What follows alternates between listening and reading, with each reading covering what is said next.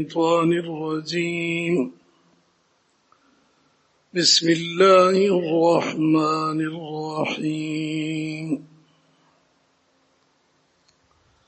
قد أفلح من تزكى وذكر اسم ربه فصلى. وقال الله تعالى: يا أيها الذين آمنوا اتقوا الله وكونوا مع الصادقين. صدق الله مولانا العظيم. اللهم صل على سيدنا محمد. اللہ جل جلالہ ہر دور کی دا انسانیت ہدایت دپارا انبیاء علیہ السلام را لېږلي دي. د وحی او د رسالت سلسله حضرت سیدنا آدم علیہ السلام نا شروع شوه او زمونږ خوږ پیغمبر نبی علیہ السلام باندې مکمل شوه. ہر پیغمبر تا اللہ جل شانہ علم او عمل او تزکیه ورکړی و. هغه علم او عملی نمونه او تزکیه او تربیت هغه بیا خپل امت ته منتقل کولو. د انبیاء علیهم السلام دنیا ته دراتلو مقصد د بندیانو تعلق الله سره جوړول او حقیقی کامیابی او د هدایت لار هغه ته ښودلو. د الله جل شانه رضا، د الله قرب چې کوم اعمال سره بنده ته حاصلېږي هغه اعمال به هغه ته ښودل. د نبی کریم صلی الله علیه وسلم د نبوت او د بعثت مقاصد قرآن مجید کې سلور ځای کې ذکر کړی شوی دي. په هغې کې سلور مقاصد دي: تلاوت کتاب او تعلیم کتاب، تعلیم حکمت او تزکیه او تربیت. دین معلومیږي چې پیغمبر څنګه یو معلم وي دغسې هغه مزکی او مربی هم وي. نبی علیہ السلام ته الله جل شانه چونکه ډیر لوی مقام هر لحاظ سره نصیب کړو، نو داغي صحبت ته چې سوکراله طلب سره د نبی علیہ السلام نظر مبارک او د صحبت اثر سره باغه کامل شو. هغه ته به پورا هدایت ملو شو، تزکیه به وشوه، روحانی اعتبار سره به اعلی مراتب او درجو ته هغه ورسېدو. او څنګه چې صحابه کرام عربو اهل لسانو هغې ته د صرف و نحو او علوم عالیه بطور اعلی د قرآن او د سنت د حدیث مطالب او معانی حاصلولو د پاره هغې ته رسیدلو د پاره چې کوم علوم متداوله نن زمونږه په مدارسو کې جامعاتو کې ښودلې کېږي، دغسې سلسلې هغه وخت کې نه وي. هغې د دې صرف و نحو د ترکیباتونه او د تحقیقاتونه مستغنی وو. عربو په ډېرو خبرو به پوهېده، خو مونږ ته رستو د دې ضرورت شته دی. ځکه علماو دې دپاره کتابونه ولیکل او دا علوم ایجاد شو.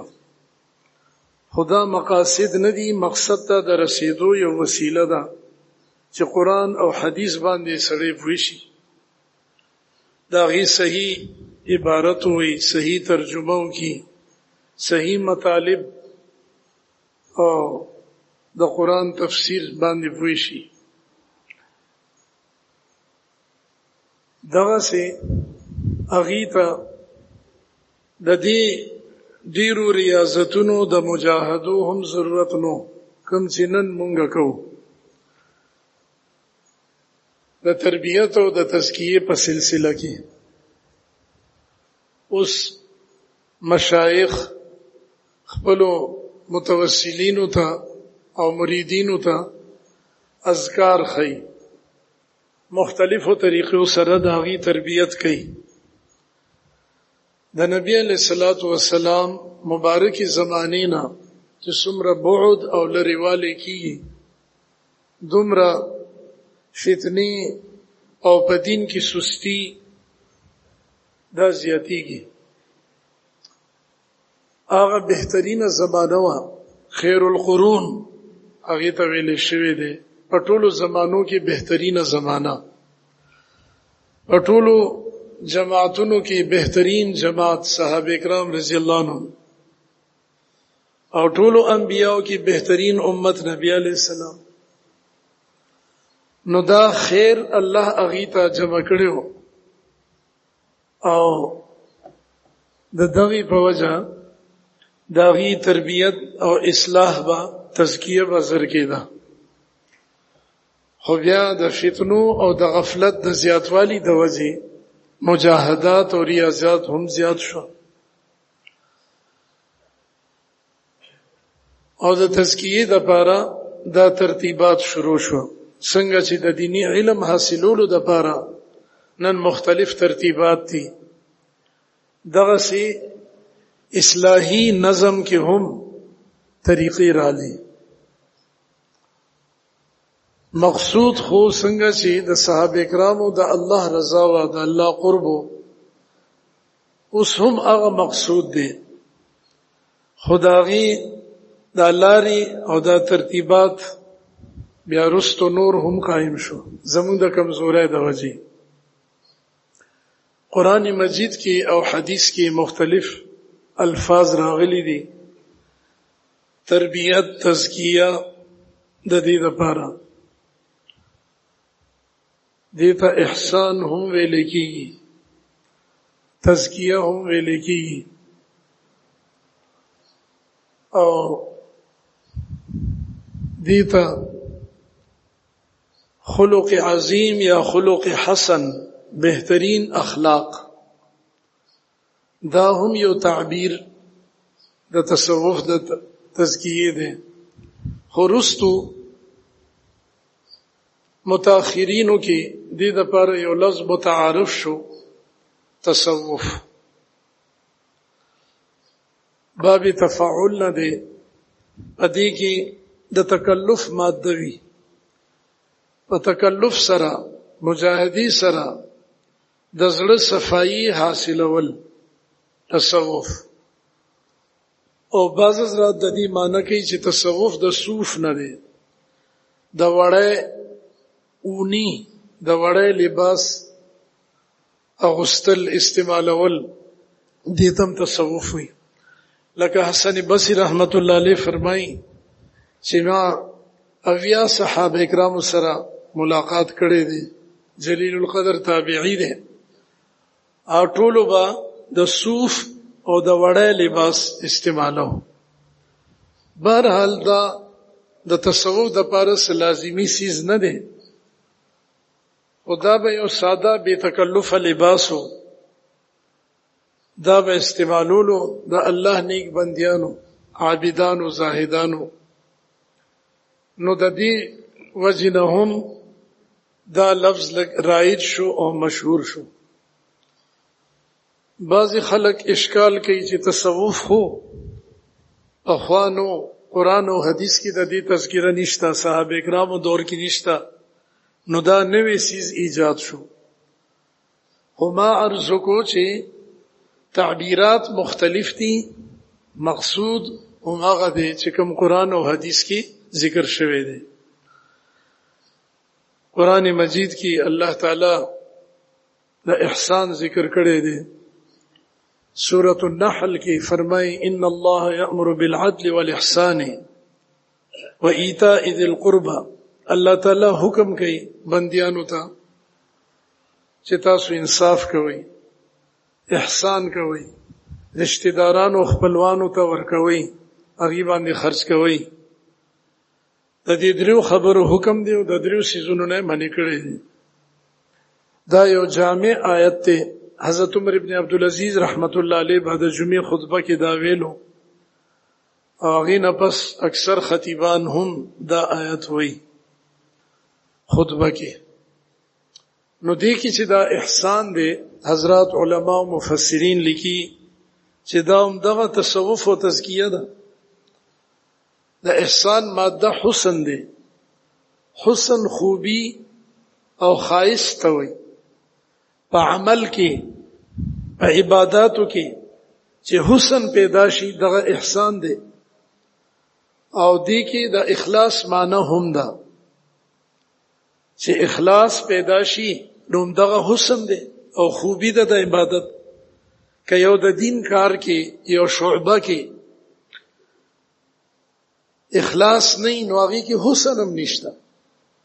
د الله په نظر کې چې بنده خشي، د الله خوښ شي، او د بنده هغه عمل او عبادت د دین او خدمت هغه الله ته خوښ شي،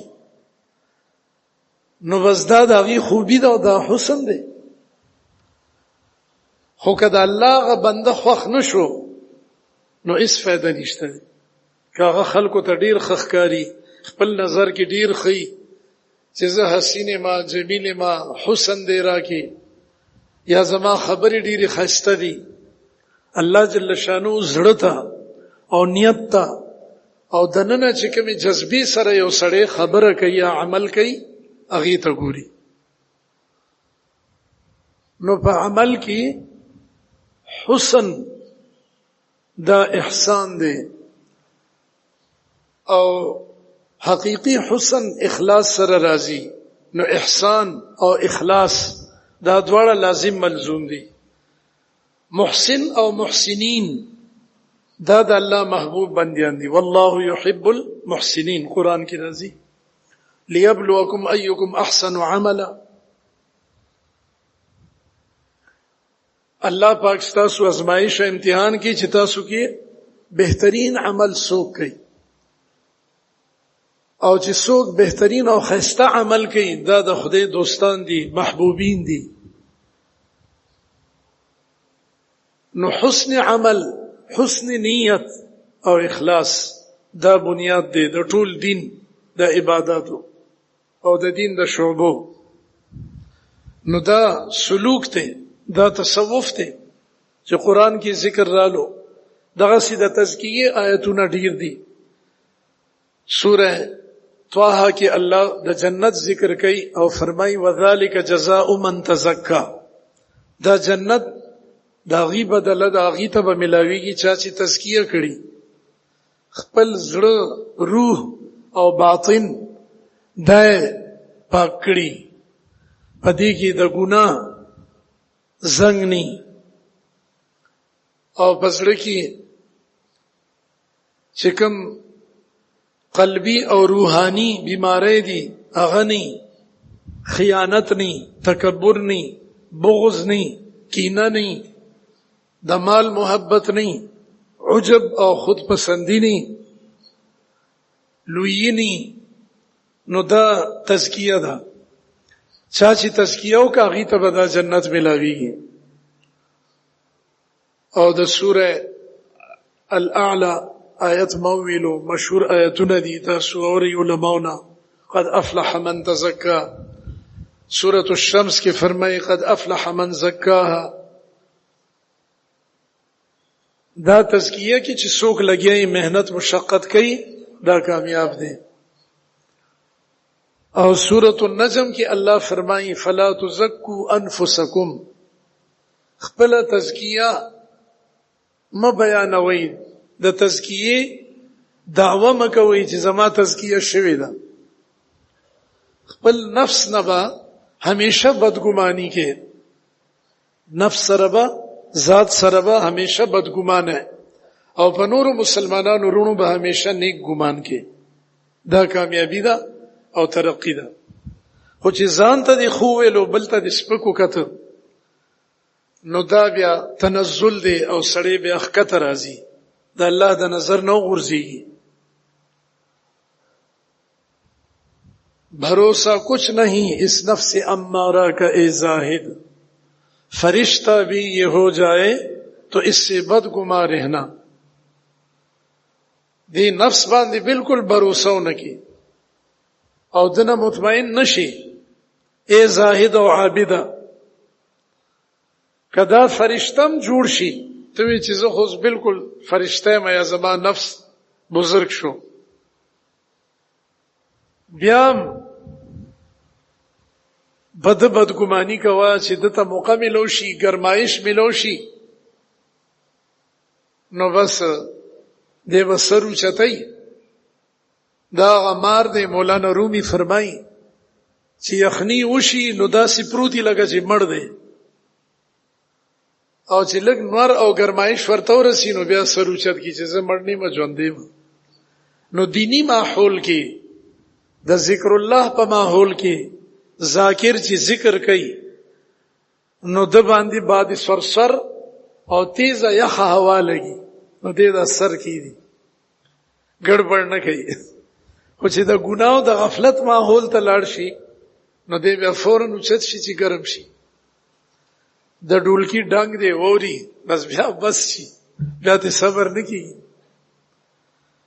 نو زما محترمو، تزکیه او تصوف دا د نبی علیہ الصلوۃ والسلام نه را روان دي، دا سنوي شی نه دي، تعبیرات دي. پیری مریدی ورته وي، خانقاهی نظام ورته وي.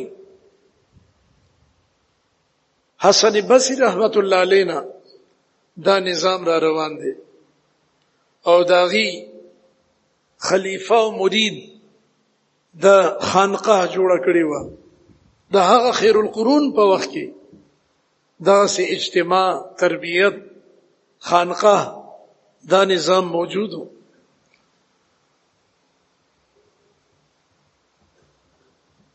حضرت شاه ولی الله رحمت الله علیه د تصوف او د تزکیه لپاره اصول لیکلي دي، هغه کې لږ احتیاط ډیر دی. او حضرت حکیم الامت تھانوی رحمت الله علیه اصول لیکلي دي، هغه کې لږه نرمي ده. د حضرت شاه عبد الغنی رحمت الله علیه واقع علما بیانای چې داغي یو خلیفہ خراسان نه راغلی هندستان ته، تربیت حاصل کو، حضرت ولا خلافت ورکو لاړو.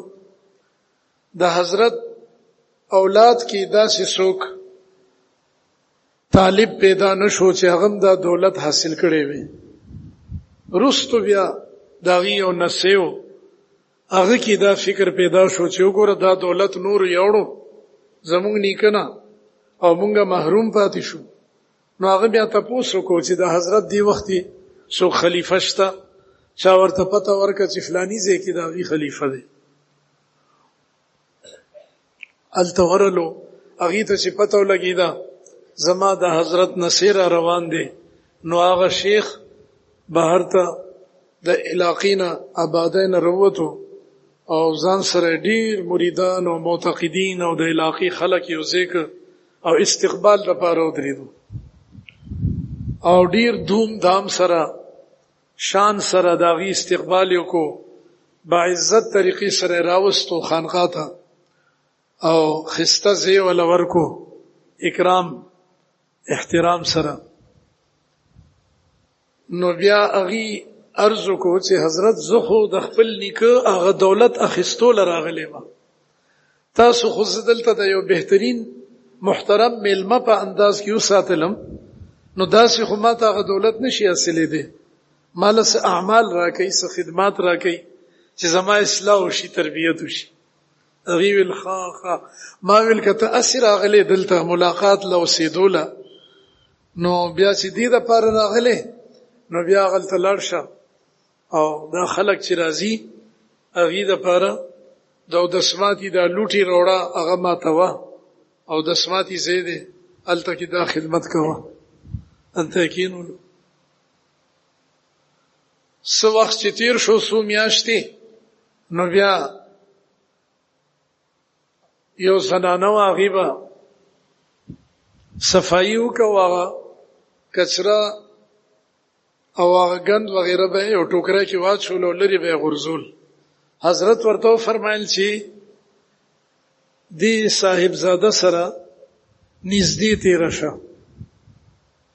چې دا ټوکره ورپوري لګولې نو هغه دا شو کنو هغه ورته برند وکړه وی ګوري نه زلاره کې ناشته ما ته مسره د کچري هغه ټوکره ولګوله خیال کوا حضرت ویل سی ویلو تاسو کو ا خادم نوین زینا هغه ورته ویل چې حضرت دغه سی ویل غوسه شو بالله پکې کسر شتا پیګه سو میاشتې بیا تیر شي به ورته ویل چې دیزل په بیا تیر شه او داسې انداز کې تیر شه چې لګه کچرم په غورځي دا لوخي ور سره دا بالټي یا کچري دا ټوکرای چې دا سره ولګو چې لګه کچرم پیټوي شي نو چې تیر شو داسې ورته بیا برندو کته وی ګنګوه بنو زما علاقه نو چې تاسو ما چل خولې وي زدلته مسافر ما تا په ما کچره ورزول غوسه شو حضرت ویلي ښا اوسم پکې اثرات شته د صاحب زادگی اثرات شته نو بیا سمیاشتې پریخو بیا ورته حضرت فرمایل چې دا کچره ټوله پاغه باندې غورځيږي دا سي انداز اختیار کا چلته زی نو ځان کوګ را کو کله کچي تیندک سړیو خوري ټکر ورته لګي نو چې دا سی وک نو هغه ویل چې اوه بیبي خوک خو نشوي تر پریوتی خوک خو نشوي او مانه خدا کچرم خدا په ما باندې دا کچره را پریوته مانه خدا کچرم خدا او بخپل ټوله کچره را غونډه کا او ټوکره کې واچولا او هغه ته معذرت کو چې ته ما سره تیرې دي زما د وجه خودرته تکلیفونه رسید حضرت ته چې خبر ورکو ویل اوس کارو شو اوس تربیت شو او دکی هغه می او هغه لوی یا عجب او خود پسندی هغه تقریبا ختمه ده خو بیا لګ اصلاح پکار د نورم نو بیا ورته فرمایل چې مونږه بخکار لزو زمونږه د خکار سپیدي هغه به تنيسي پړونه آبتا سره بهر ځنګل طرف ته وزو اسپی تکړو خو خوراک وکاو هغه به دې راخکو او د بقابو کول نتیجتن دا چې هغه یو ځل خکار ولیدو نو دې ځان په سراخ کو وی غورځو او هغه منډه کې خکار پسې خوک شو نو د شپې ورته حضرت شاه عبد القدوس گنگوی رحمت الله علیه رالو خوب کې خلیفہ ته چې دومره ریاضات پتا باندې مانو کړي دا زما بچی دی بس دی دا مجاهدات کافی دي د توس دا دولت تاسو ورکي نو حضرت سحر راغختو ورته ویل چې بچی تا باندې دا تکلیفات رااله خودی کی زما سے ذاتی غرض نو ستا تربیت زما مخته چې ته د ډیر اوچتي هسته اولاد او دی دولت د پر راغلی چې تا زړه کې دارا نشي چې زه صاحب زاده ما شاهزاده ما حسب نسب می اوچته من لم يسرع به عمله لم يسرع به حسبه چې دا چا عمل هغه مخکې نه کی نو داغه حسب نسب هغه نشي مخکې کوول نبی علیہ السلام سیدہ فاطمه رضی الله عنها ته فرمای اے زما لوري ته زما د زیګر د زړه ټوکړه او محبت ور سره ډیرو احادیثو کې واقعات راځي چې سفر باندې بدلو اخر کې باغی سره ملاوي دو چې واپس به نبی علی السلام تشریف راوړو مخکې به سیده فاطمه رضی الله عنها سره ملاوي دو محبت هم ډیرو خو وی فرمایل چې یاد ساته دا نوې چې د پیغمبر لوري ما صاحب زادی ما ستا عمل بستا پکار نازي او ستا د نجات ذریعہ وګرځي نو دی لاره کې مجاهدات او ریاضات وی ځکه چې دا سلوک معنا تلل او سالک په دې لاره باندې تلون کی ته وی سلوک او احسان سالک دا سالک چې په دې لاره روان شو نو دا د مجاهدات لاره ده د ریاضات لاره ده انبیاء علیهم الصلاۃ والسلام په دې لاره باندې تللی د الله محبت حاصل کړي دي د الله قرب حاصل کړي دي او اشد البلاء الانبیاء ثم الامثل فالامثل ټولو نزيات امتحانات په انبیاء علیهم السلام راغلي دي ټولو نزيات نږدې او الله ته خواږه هم انبیاء او ریاضات او مجاهدات هم باغی راغلي یونس علیہ السلام واقعا قران کې د مې په گیډه کې څومره مجاهده ده یو کولو کمر دی خو هغه کې بهر نه چا په ستالو لگاو چې ته قیدې جیل کې څومره پریشان شي سړی او د مې گیډه د کب خېټه څومره تنګ حضرت ابراہیم علیہ السلام واقعات و ابراہیم الذی وفا و اذ ابتلا ابراہیم ربه بکلمات ابتلاءات پر راغلي دي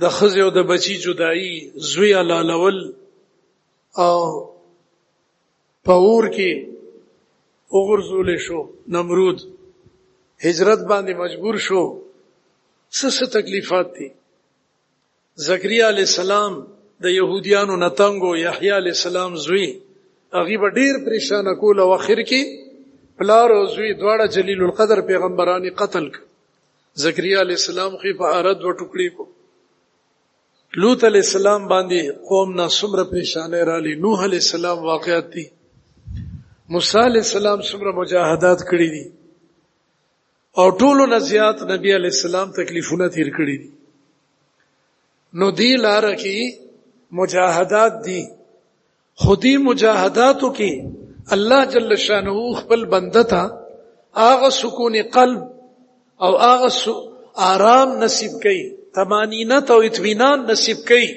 چې د دنیا والو په عيش او عشرت کې هغه طمانینت قلب او هغه سکون نشته الله تعالی فرمای الا بذکر الله تطمئن القلوب یو سړی آزاد دی خپل غټه بنگلې ده خو هغه پر سکون نه دی بل سړی په جیل کې پروت دی د دین په نسبت باندې قید دی لکه امام احمد ابن حنبل رحمت الله علیه یوسف علیہ السلام جیل کې نور اکابرین واقعات راځي خو هغه پر سکون او د زړه اطمینان ورته حاصلو پریشان نه بعضی ځوانان جیلونو ته لاړ نو هغه خپل سر دیوال سلوالو سر ویني کو پریشان شو چې دا کم ځای تراله لکه یو مارغه چې هوا کې الوتون کې جال کې گیر کې او پنجره کې بند کې نو هغه ټوپونه وای غریب تنگ شي چې دا چرته رالو نو هغه سړی پریشان کیږي کاغه آزاد دی او که قید کې دی چې الله سره تعلق دی دا الله محبت پزړه کې نه چې الله سره تعلق پیدا شو هغه هر حال کې غربت کې دی مالداري کې دی صحت دی بیماری ده حضرت محمد صدیق برچونډي رحمت الله علیه اکابر اولیاء کې تیر شوی دی د ګردی تکلیف ورته شروع شو شدید درد او هغه وخت کې بجلی نه و نو شګه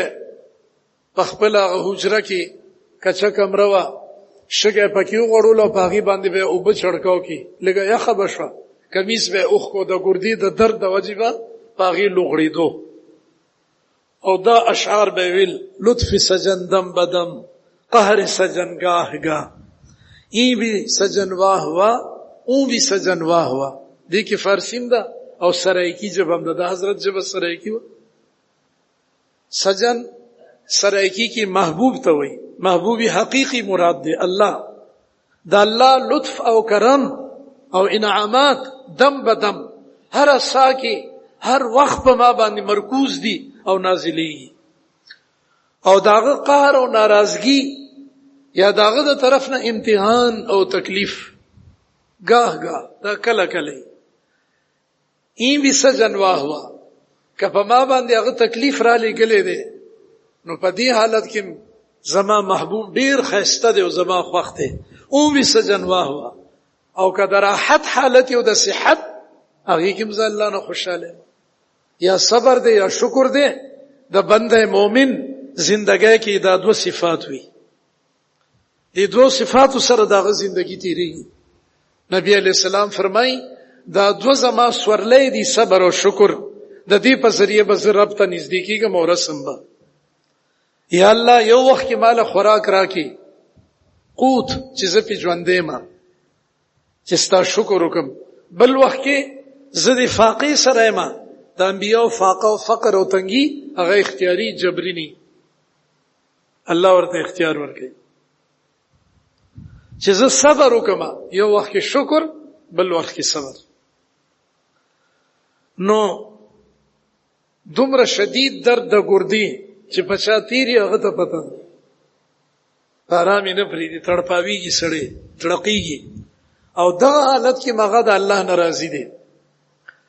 حضرت مفتی محمد شفیع صاحب رحمت الله علیه مفتی اعظم پاکستان داغي ملفوظات ما یو ځای کې ویل نو هغه کې فرمایي چې زما استاد میاں اصغر حسین صاحب رحمت الله علیه حضرت میاں صاحب باندې دارالعلوم کې مشهورو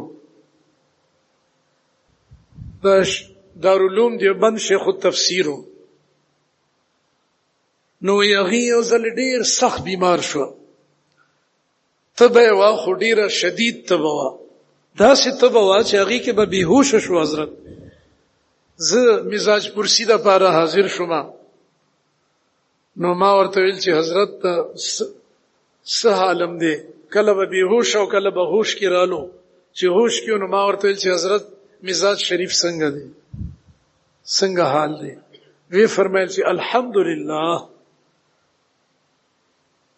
پیماویل چې تاسو ته خو ډیر تکلیف ته ډیر شدیده تبه ده غشي در باندې تاریخي نو وی فرمایل چې نه مولوی صاحب ګورا زما زړه صحیح دی زما زیګر صحیح دی ګردی می صحیح دی پته می صحیح ده تاریخه دماغ می کار کوي سترګې غوګونه می ټیک دي لاسونه ټول بدن می صحیح دی نو زولې ناشکری وکما دا تبه راغلی دا لاړه بشي تیرا بشي هیڅ نشته.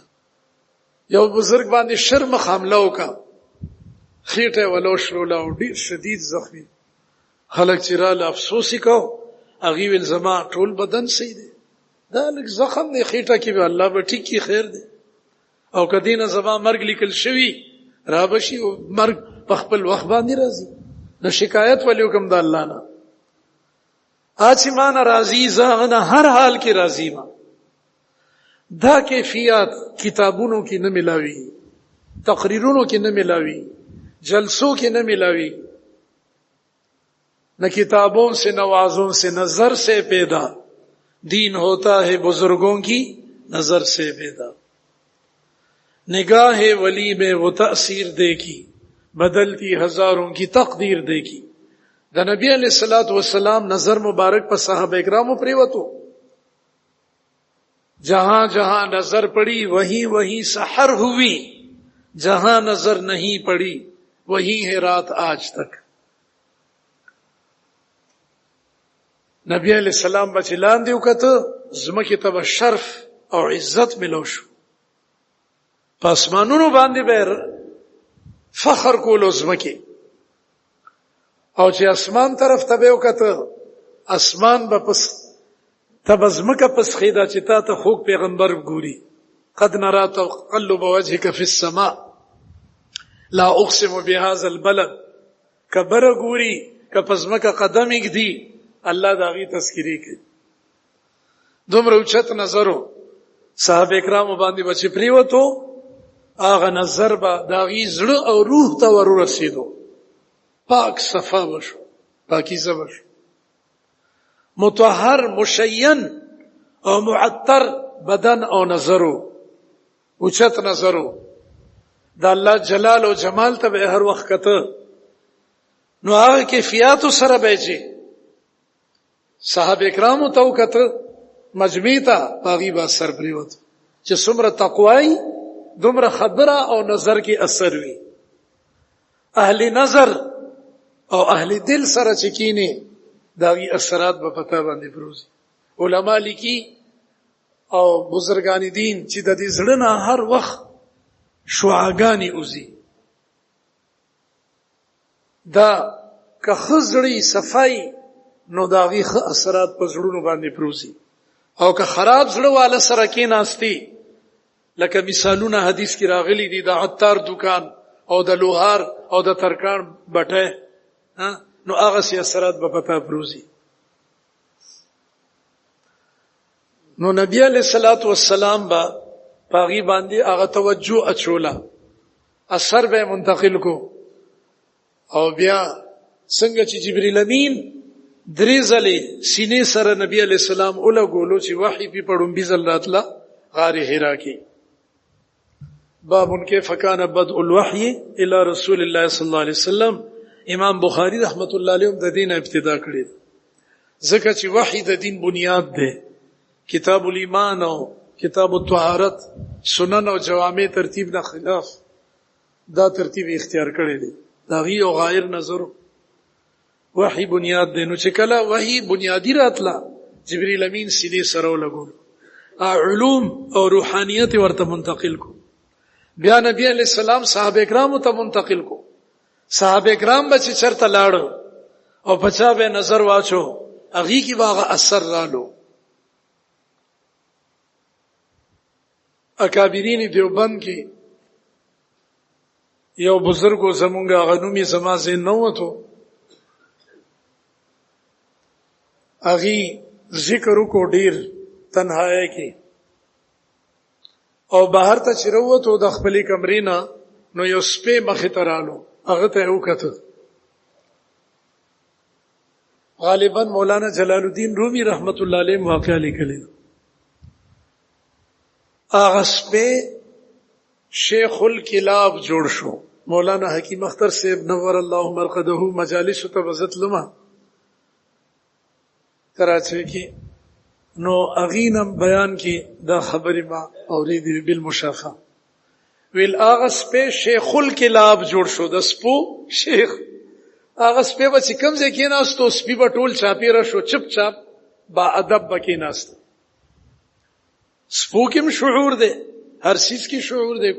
واعطى كل شيء خلقه ثم هدى كل قد علم صلاته وتسبيحه، هر چیز کې شعور او ادراک شته. اصحاب کهف سپی قران کې ذکر دی، وکلبهم باسط ذراعيه بالوصيد، هغه خپل خپي پنځه خوري کړی دي د غار په خله باندې. کتے نے اپنے باہیں پھیلا رکھی غار کے دہانے پر، او هغه به جنت تمزي حدیث کې راځي. اولیاء سره شو،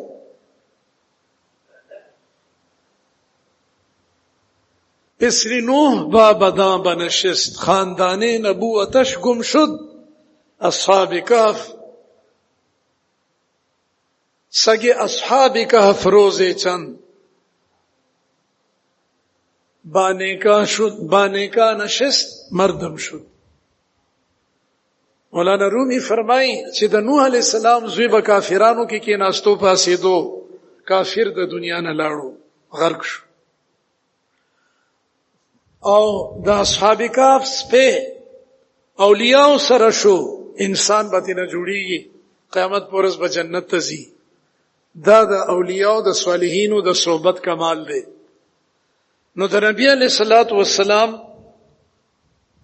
هغه نظر مبارک هغه کې هغه اثر صحابه ته منتقل شو، تابعین ته، تبع تابعین ته، او دغه سیدا سینہ بسینہ جو آگ کی خاصیت وہ عشق کی خاصیت، ایک خانہ بخانہ ہے، ایک سینہ بسینہ ہے.